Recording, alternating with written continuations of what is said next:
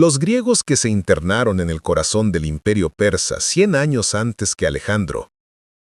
¡Talasa! ¡Talasa!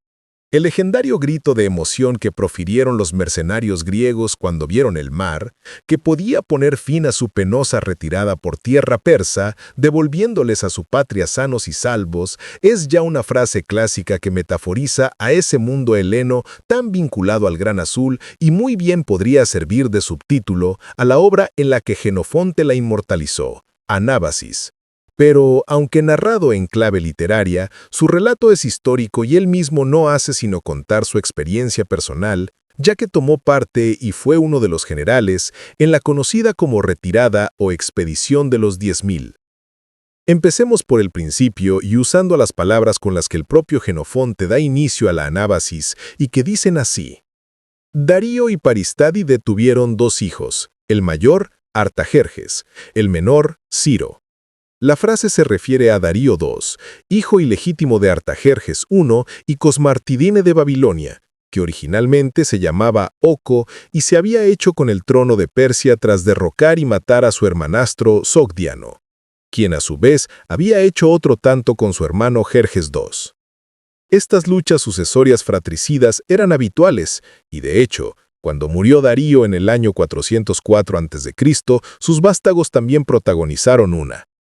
El monarca estuvo casado con varias mujeres, y su prole fue numerosa, pero el heredero legítimo era Ársicas, al que había tenido con su esposa Paristátide o Paristatis, y que al ser coronado trocó su nombre por el de Artajerjes II.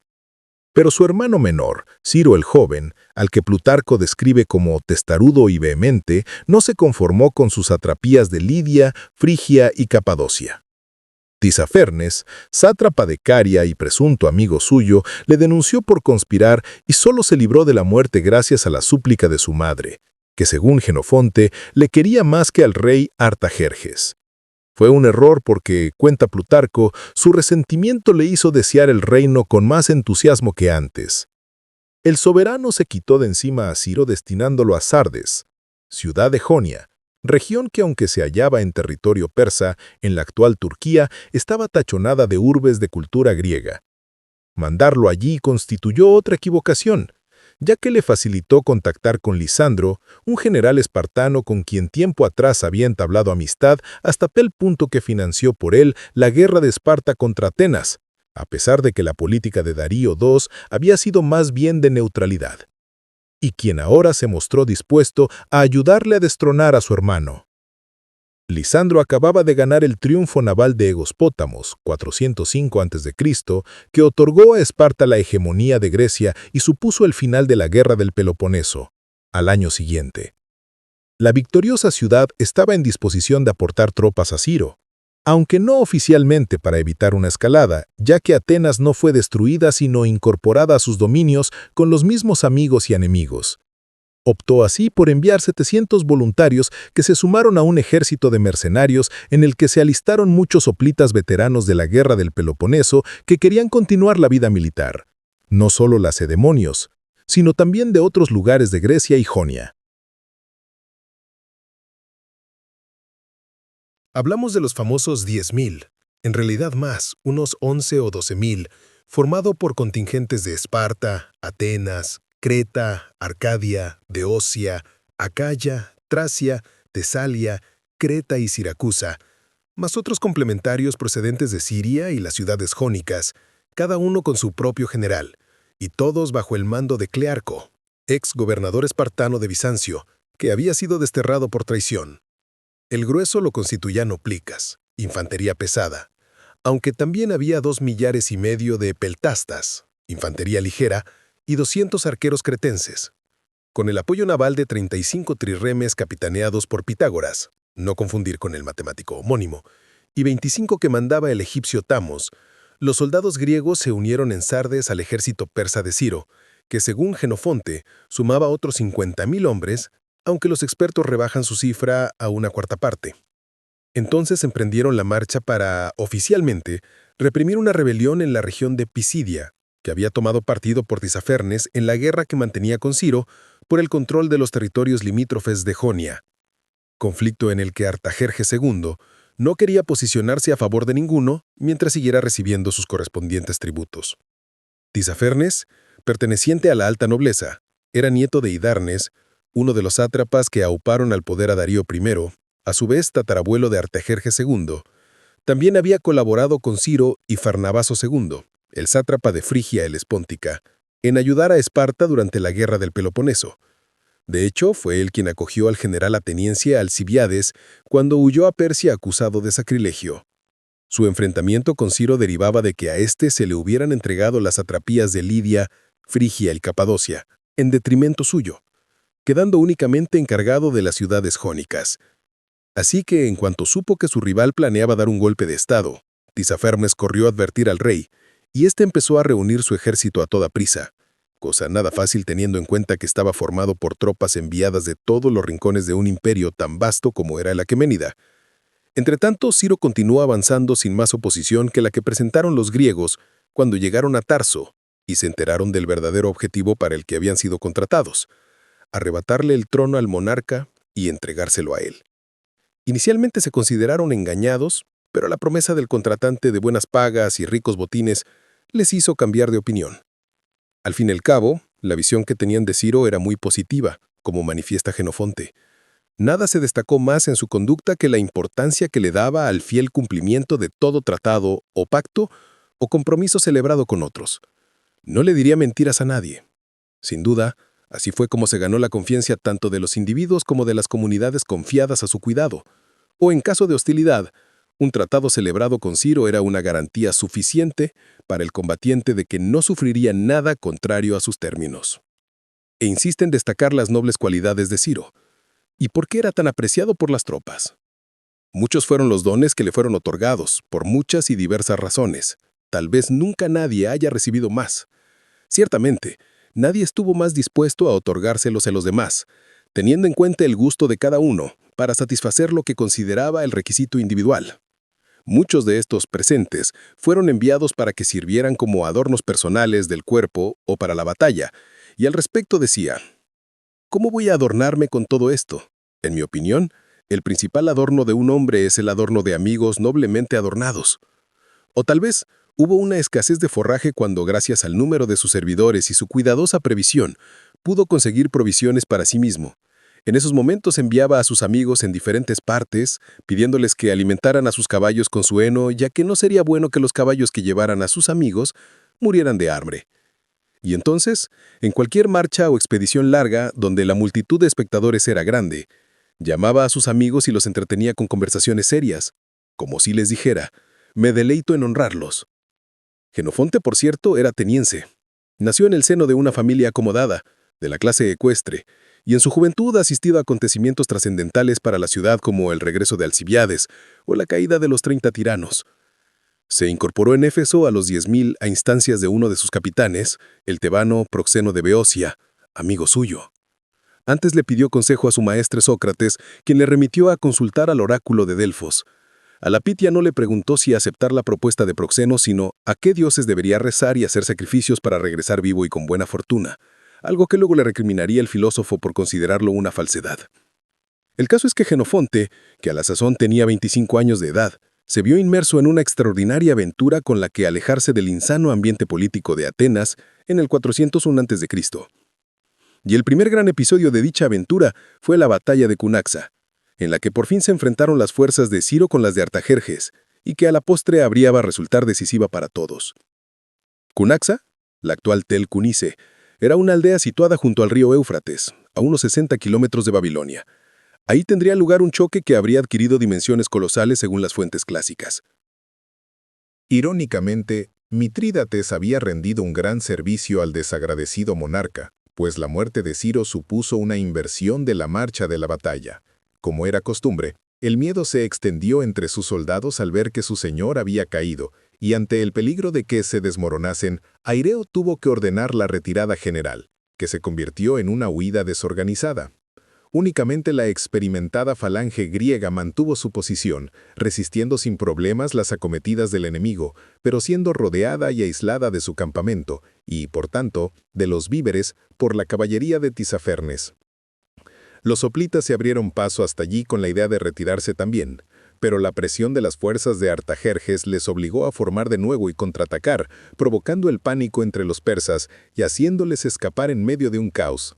El propio rey optó por irse apuradamente mientras los helenos lo perseguían.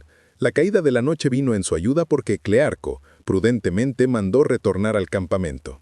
Así terminó aquella batalla que devino en masacre persa. Si hacemos caso a Jenofonte, los griegos solo sufrieron un herido, pero fue una de las victorias más inútiles de la historia porque se habían quedado sin causa. Ahora todos tenían un problema. Los mercenarios carecían de señor, y Aireo rechazó su oferta de coronarlo porque no era de sangre real y no encontraría apoyo entre los suyos, de la misma manera que Tisafernes se negó a contratarlos, y no sabían cómo salir de aquel avispero en el que se habían metido, en pleno corazón del imperio aqueménida. Tampoco a Artajerjes se le presentaba una panorámica halagüeña con un ejército enemigo casi invencible en su suelo. Finalmente acordaron que Tisafernes les proporcionaría provisiones, acompañándolos hasta su campamento junto al Tigris, donde negociarían qué hacer. Fue una trampa. Los comandantes griegos aceptaron su invitación a un banquete en su tienda y los hizo prisioneros, enviándolos ante Artajerjes, que ordenó su ejecución. Entre los caídos figuraban Clearco y Próxeno, además de Menón, Agías y Sócrates, no el filósofo. Los 10.000 se habían quedado sin mandos, así que tuvieron que elegir otros nuevos. Los aqueos Janticles y Filesio, el orcómeno Cleanor y el dardanio Timación. Como general en jefe fue designado el espartano Quisóforo, el que se había encargado de transmitir a Aireo el apoyo mercenario, que en la práctica compartió el mando con Jenofonte. Fue este último quien trazó una ruta para la retirada hacia el norte. La marcha no resultó nada fácil porque, reveladas las intenciones de los persas, tuvieron que ir soportando sus continuas acometidas de hostigamiento.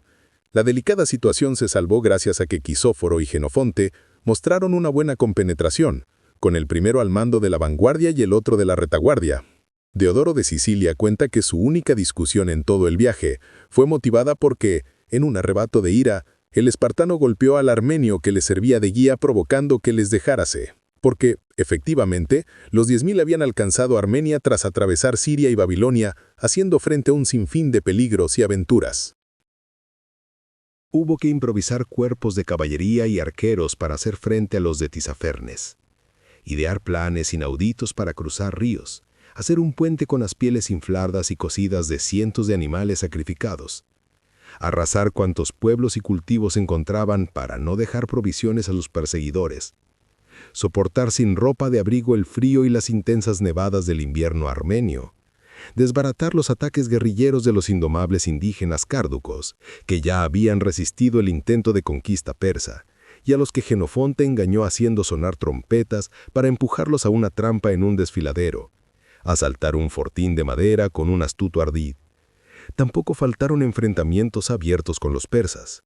En uno de ellos, estos intentaron bloquear el paso de los griegos por el río Centrites y fueron aplastados por la falange, que realizó el que se considera uno de los primeros ataques en profundidad, 23 años después del protagonizado por los tebanos ante los atenienses en la batalla de Delio y 3 décadas antes que el más famoso llevado a cabo por Epaminondas en Leuctra, contra la Liga del Peloponeso. El triunfo abrió a los 10.000 el paso a Cólquida, donde también tuvieron que imponerse a los hostiles locales, y de ahí pasaron a Trebisonda. Allí desde la cima del monte Teques, vislumbraron por fin el Mar Negro. Todo un símbolo de esperanza para cualquier griego, el término talasocracia no se les aplica porque sí, tras tanto tiempo viendo tierra, montañas y desiertos. Eso sí, para volver a casa hacían falta barcos, y Quirisófo viajó a Bizancio para intentar adquirirlos, sabiendo que el navarca, almirante de su flota, Anaxibio, era espartano como él. Sin embargo, no hubo acuerdo y aquel vagabundo ejército mercenario tuvo que continuar a pie, ora saqueando las ciudades enemigas que controlaba el sátrapa Farnabazo, ora recibiendo ayuda de las Jonias, Trebisonda, Heraclea, Sinope. Farnabazo, temeroso de que le arrebatasen la Frigia helespóntica, convenció a Anaxibio para que contratase a los mercenarios, pagando el persa y alejarlos así de su territorio. Así fue como los griegos llegaron a Bizancio, donde no se les permitió la entrada y se les ordenó acampar en las afueras. Ellos entendieron que todo era un montaje para no darles el dinero acordado y entraron por la fuerza, saqueando cuanto veían a su paso. Jenofonte consiguió calmarlos, y una vez restablecido el orden, partieron rumbo a Tracia. Anaxibio, por cierto, trataría de hacerlos volver cuando Farnabaces se negó a pagarle a él, pero ya era tarde. Y eso que el ejército quedó disgregado en grupos. Jenofonte había renunciado al mando por no ser espartano, y como Quirosofo carecía de su carisma, no pudo evitar que los soldados aqueos y arcadios actuaran por su cuenta, asaltando las localidades que iban encontrando a su paso por Paflagonia y labrándose tan mala fama que incluso las ciudades helenas se negaban a recibirlos. Se trataba de mercenarios al fin y al cabo. Ninguno quería regresar con la bolsa vacía. Hasta corrió el rumor de que Jenofonte planeaba fundar una colonia en Asia Menor, algo que tuvo que desmentir él mismo en una asamblea. Entonces alquilaron sus servicios primero al tracio Ceute II y luego al espartano Tibrón, que quería defender Jonia de los ataques que habían reanudado Tisafernes y Farnabazo en el contexto de la nueva guerra entre Persia y Esparta. Para entonces, los 10.000 solo eran tales de nombre, ya que la mitad ya no estaba. Los que quedaban fueron a Pérgamo y ahí fue donde Jenofonte cedió el mando a Tibrón por no ser espartano. Es en Pérgamo, en el 399 a.C., donde el ateniense pone fin a la anábasis, aunque el ejército, él incluido, todavía luchó en varias batallas durante los 5 años siguientes integrado en el espartano del rey Agesilao. La contienda terminó en el 394 a.C. con la independencia de la Grecia jónica.